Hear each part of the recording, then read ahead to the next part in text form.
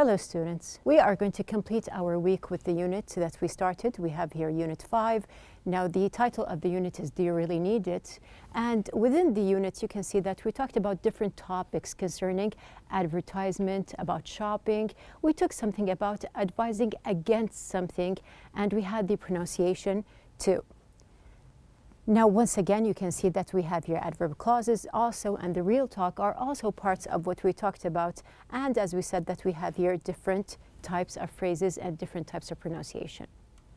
Now we're going to start with what we had yesterday in the last lesson. We have here the listening part.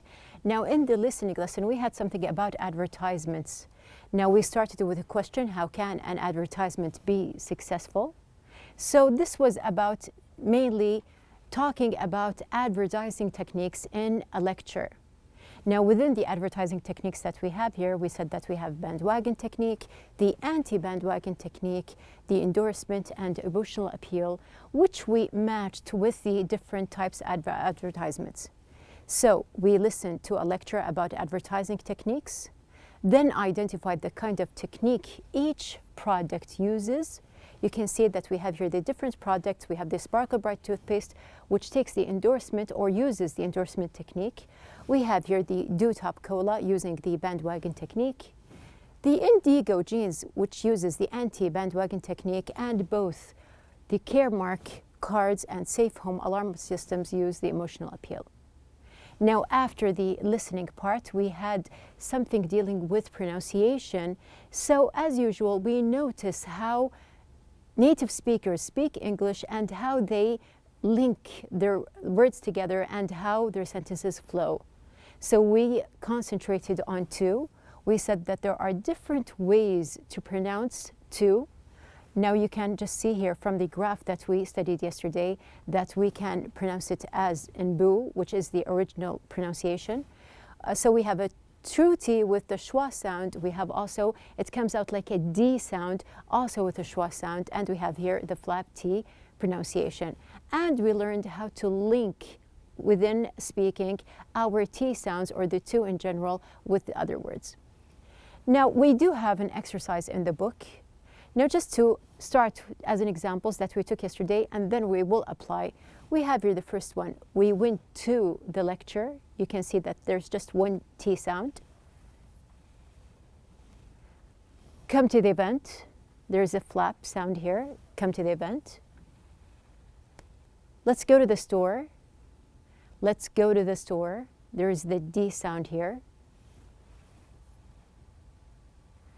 I wanted to do my homework earlier. I wanted to do my homework. You can see that wanted was changed within the pronunciation, and sometimes even the T that we have here, wanted, disappears. So I wanted to do my homework earlier. Now dropping this true T makes speech smoother, so don't forget to reduce and link the word to. Now we are going to apply the exercises that we have here on page number 73. You are going to listen. So I have someone who had applied these sentences, and you are going to listen how she applied the sentences in the book. So you have your sentences, you have the exercise, the complete exercise in the book ready on page number 73. Listen to how the speaker pronounces the two. Good morning, and welcome to Advertising 101. You are here today because you want to learn the secrets behind how advertisers sell to consumers. Because viewers admire and want to be like the person, they may want to use the product. The advertiser tries to get the viewer to respond to the commercial with some kind of strong emotion. The advertiser wants the consumer to associate the product with the emotion. So you can see how the two was pronounced in all the sentences that we have, and now you can link together, and we have all the previous pronunciation lessons that we studied. You can all join them together and use your pronunciation more often to make it more fluent. Now we had something mentioned about a consumer. So who is the consumer? Now here in this sentence, which is number 5 in your book, we have here, the advertiser wants the consumer to associate the product with the emotion. We want to just focus on the word consumer. So actually, we have two people mentioned. We have here the advertiser and the consumer. So you can see basically while we were talking about advertisements that this man here, he is the advertiser. We do have him also here, the advertiser, which makes the other person here and here the consumer. And you can see from the picture here, and there are lots of cards and shopping carts, that he is doing a certain action. So here, the word consumer is actually one of the words that we are going to study within our lesson today, which is the vocabulary building lesson. So moving on within our unit, we have reached the vocabulary building lesson here.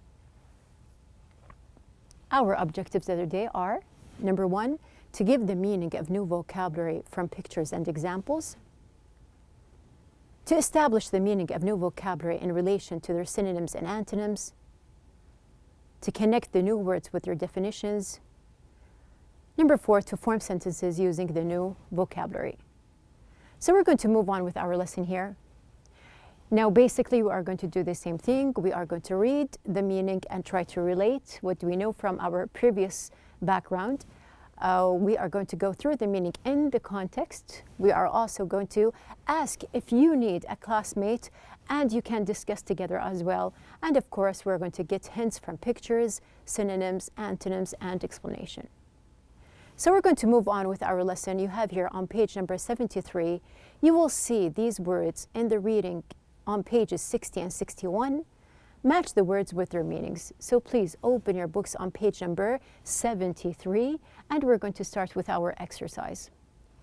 So you can see first of all that we have here the exercise. Just to read, what do we have here? We have the first word, consumer,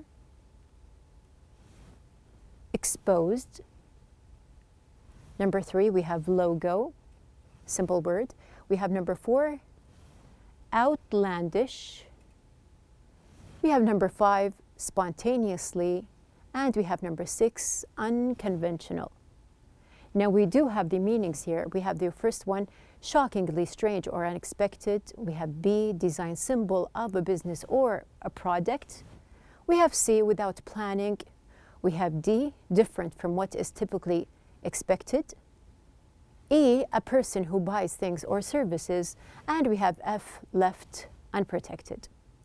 So if you do know any of these words and the meanings, you can match. If you don't, we are going on with our lesson. Now this time we have something different. We are going to see what is the word. We are going to also see what is the classification of this word.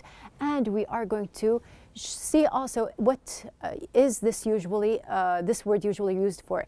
The type, is it for a person? Is it for a thing? Sometimes it can be for all four. We have here the person, the thing, the place, and action.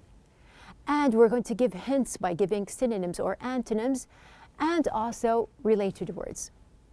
So we're going to move on with our lesson here. Now you can see that we have something different just to change here and play a game together. So we're going to choose first of all, now here starting with the game. Now we're going to stop. We're going to start with the first word, which is outlandish.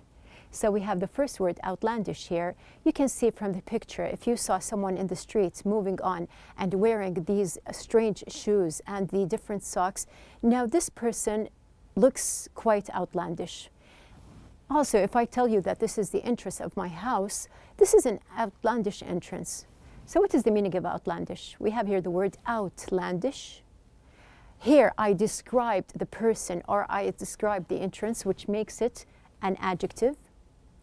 It can be used for a person, it can be used to describe a thing, to describe a place or an action as well. Now to give you a close synonym here, I can say that it is very close to something that is strange or weird. And we can relate it also with idiosyncratic. Do you remember idiosyncratic from the lesson that we took, listen and discuss in Unit 4, when we described the toys, Andy's toys, that they are idiosyncratic. So we have here the first one, which is outlandish. Now going back to our game here, now let's choose another word. We can see that we have here Spontaneously. So moving on to spontaneously, we can see that we have here now someone who is free. Now there is no thinking here. You can see that there is someone we can relate to playful. We have here feeling, open, curious, wild. Now all of these words can be associated to the word spontaneous. Now just imagine that you are flying, you are free, there are no kinds of commitments, or there is nothing that you have to go back to and make sure of. So we have the word spontaneous as an adjective. Spontaneously with the ly here is the adverb. So since we do have an adverb here, this means that it is for actions. We are describing actions here. Now we can say that the synonym of spontaneous is something freely done. And we can say that we have here something is done without planning. So we have the second word here, which is the word spontaneous. Now moving on with our lesson here, we can stop also and choose the word unconventional. So we have here the word unconventional here.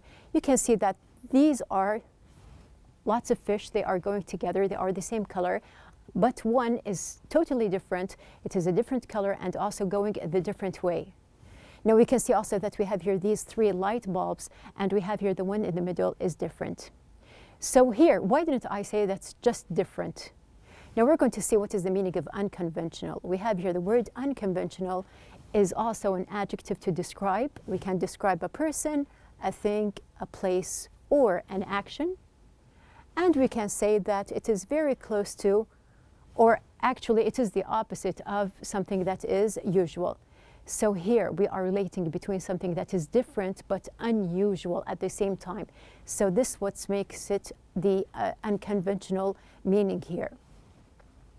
And we can relate it to our strange word, which is outlandish. So you can see that unconventional is very close to outlandish, but outlandish means that something is stranger.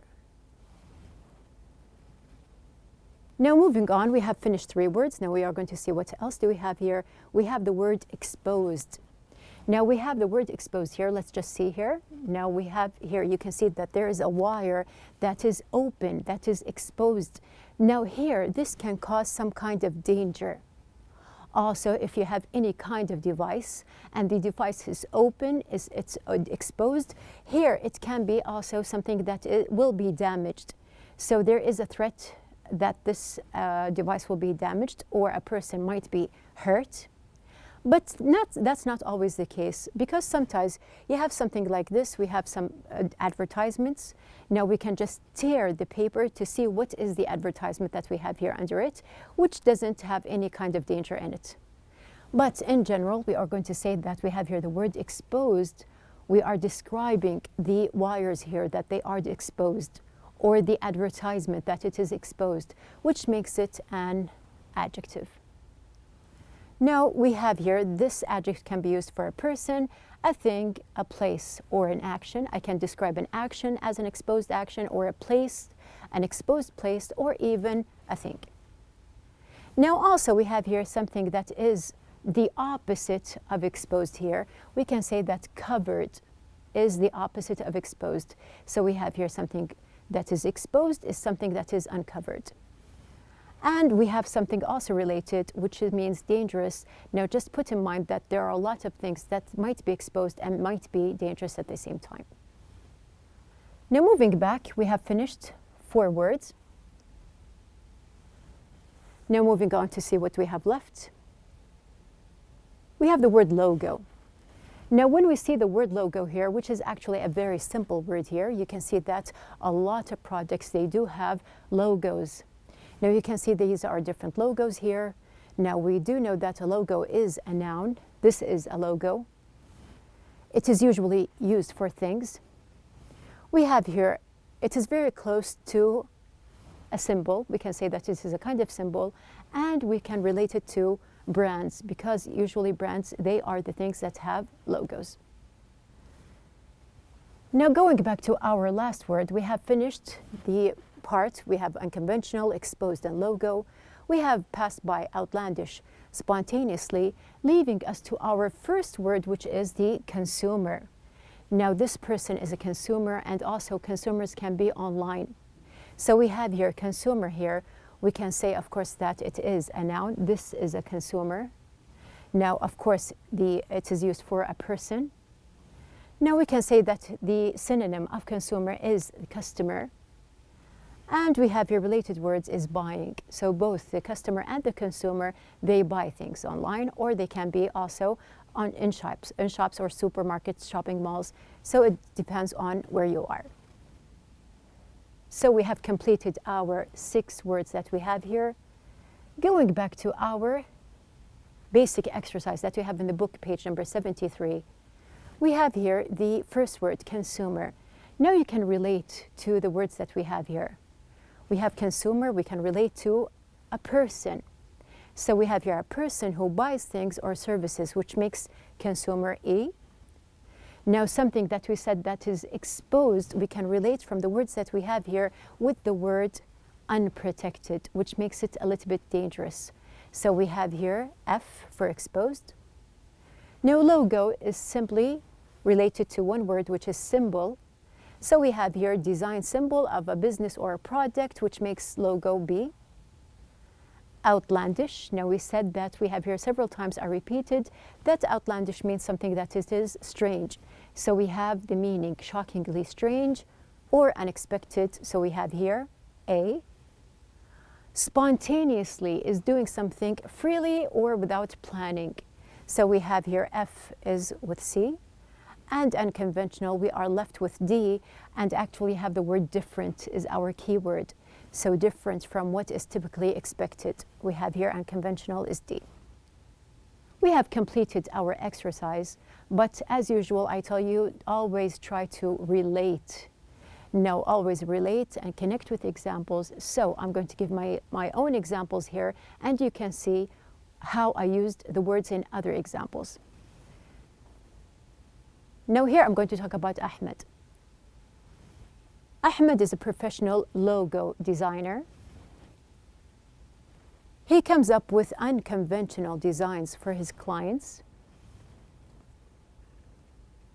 To know what attracts consumers, he spontaneously goes out anywhere and sees what ideas are exposed and starts to think of new ones. Once he needed to go to shopping at a supermarket. He saw an outlandish stand that was advertising a product.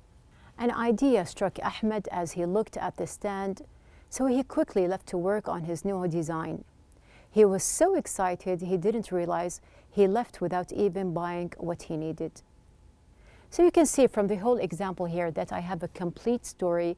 The complete story here, I use the 6 words that we have learned within our vocabulary building. Now, I want you to prepare for page number 74 and 75, which is our reading lesson. You are going to see the same words that we have here in the vocabulary building within your passage. And we do have here an assignment for you. Make a list of all the places you see ads in your everyday life. How many ads do you think you are exposed to in an average day? So we have here, these are the assignments. Just think about different ads, and also how many do you think you are exposed to?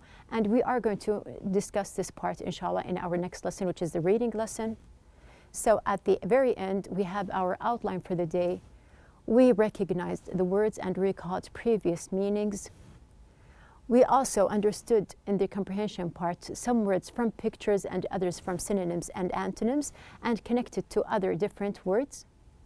And at the very end, we connected to definitions, and we related the words to different examples and personal experiences, like the example that I gave you about Ahmed. So this is our lesson for the day. Be prepared for our next lesson, which is the reading, and keep on thinking about advertisements.